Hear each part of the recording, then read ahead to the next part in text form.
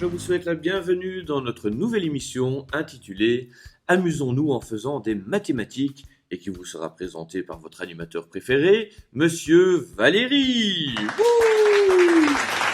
Bon, tout d'abord, mille excuses, la qualité de la vidéo risque de ne pas être extra, c'est notre première et sachez que rien que pour cette introduction, j'en suis déjà à la 128e prise. Alors aujourd'hui, je vous propose d'apprendre comment additionner et soustraire des nombres entiers et ou décimaux par calcul écrit. Comme vous l'aurez déjà compris pour les plus dégourdis d'entre vous, cela correspond aux leçons N14 et N16 de votre type top 5A. Alors avant de commencer, je vais donc vous demander de vous munir de votre type top 5A, d'un bloc de feuilles quadrillé, d'un bic, d'un crayon noir, ainsi que d'une latte. Tout le monde a son matériel? Vous êtes prêts? Alors, action! Alors, les enfants, je vous propose de commencer par un petit rappel sur le calcul écrit. Nous allons commencer par l'addition écrite de nombres entiers. Là, vous allez me dire, mais monsieur Valéry, on sait déjà faire des additions, on les fait mentalement. Alors oui, effectivement, si je prends une addition simple, 23 plus 55, vous savez bel et bien la faire mentalement. Il suffit pour ça simplement d'additionner les dizaines entre elles. J'en ai 2 plus 5, ça me fera cette dizaine à l'arrivée. Et les unités entre elles, 3 plus 5, ça va me faire 8 unités. Mais si nous prenons une addition avec des nombres plus grands, c'est là que les choses se compliquent et que le calcul écrit trouve son utilité. Je vous donne un exemple. Dans ce cas-là, il n'est pas nécessaire de faire votre calcul par écrit. Mais par contre, si je vous donne une addition avec deux termes beaucoup plus longs, des grands nombres, je vous donne un exemple. Et c'est ici que vous allez tous vous munir de votre bloc de feuilles, de la latte, de votre crayon et commencer par me faire un abac qui va du millier jusqu'aux centaines de mille.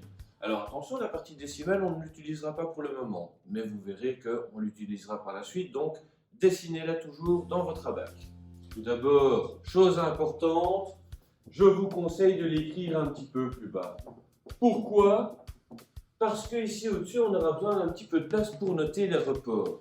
Donc je vais laisser un espace. Je recommence.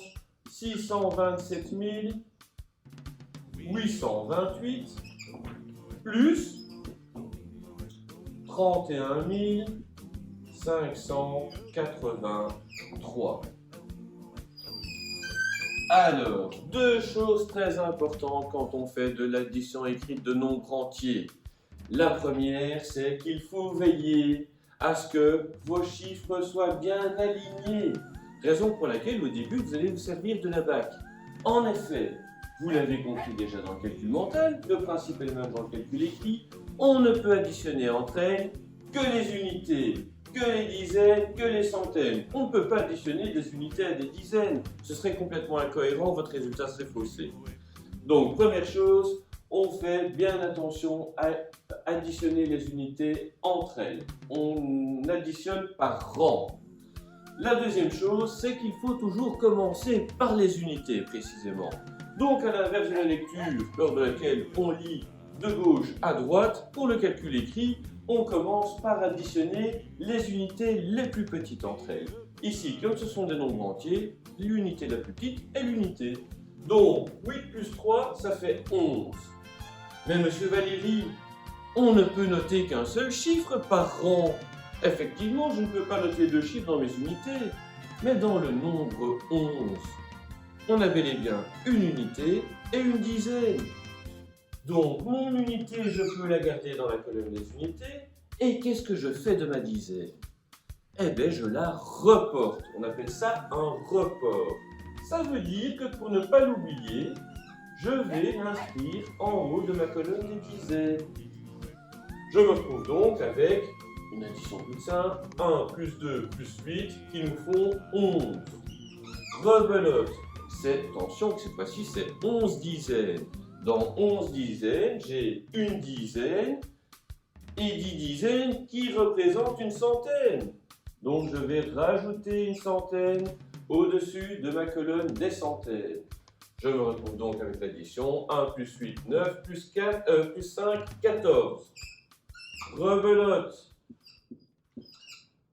J'ai 4 centaines et 10 centaines qui se transforment en une unité de 1000 que j'inscris dans la colonne des unités de 1000. 1 plus 7 plus 1, ça nous fait 9. 2 plus 3 qui nous font 5. Et le 6, vous avez remarqué qu'ici on n'a aucun chiffre. Mais c'est comme si on avait un 0. Ça veut dire qu'on va faire 6 plus 0. 6. Voilà donc comment l'on procède pour faire du calcul écrit. Vous aurez bien retenu qu'il y a deux choses importantes.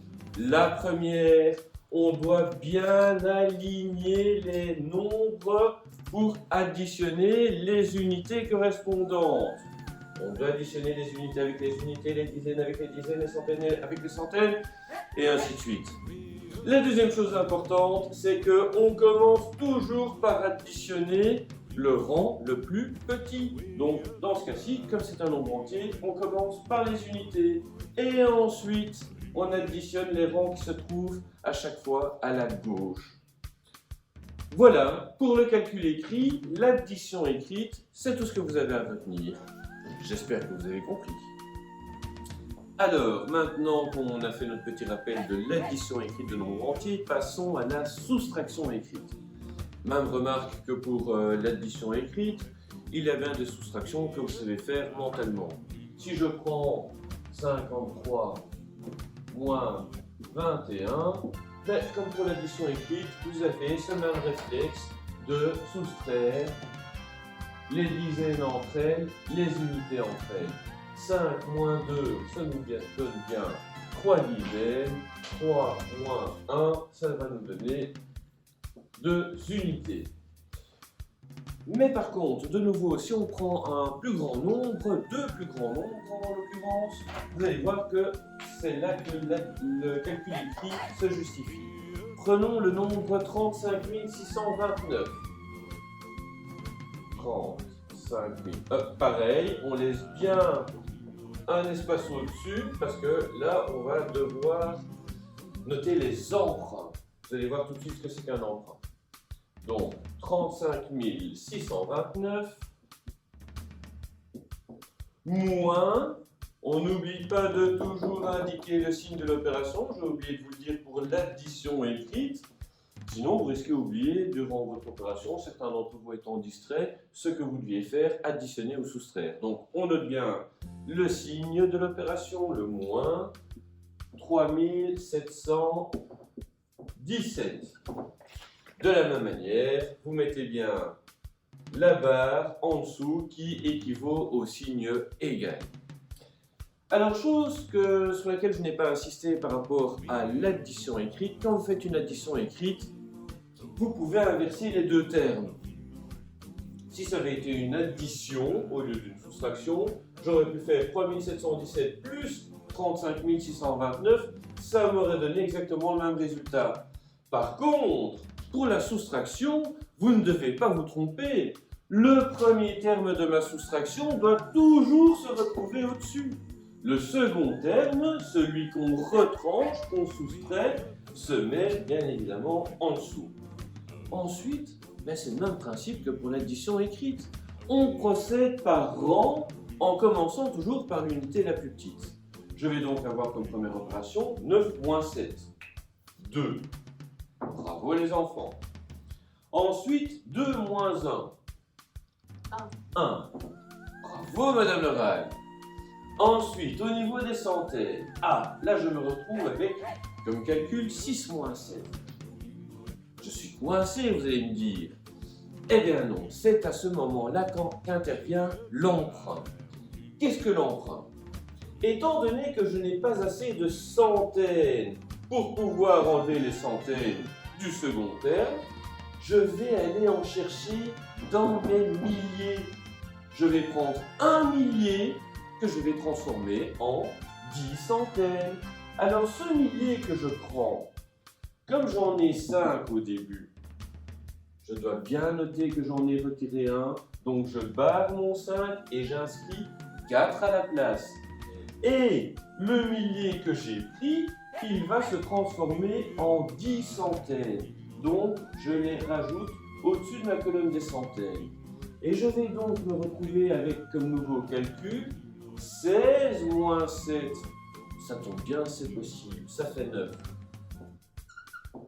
Ensuite, je passe à la colonne suivante, celle des unités de 1000. Je n'ai pas oublié que j'avais retiré déjà une unité de 1000 puisque j'ai barré mon 5 pour le remplacer par un 4. 4 moins 3, 1. Et ensuite, comme pour l'addition, quand vous n'avez rien du tout, ça équivaut à un 0. 3 moins 0, 3. Et voilà donc un petit rappel de la soustraction écrite avec la technique de l'emprunt. J'espère que c'est clair et que vous avez tous bien compris. Au revoir les enfants, à bientôt.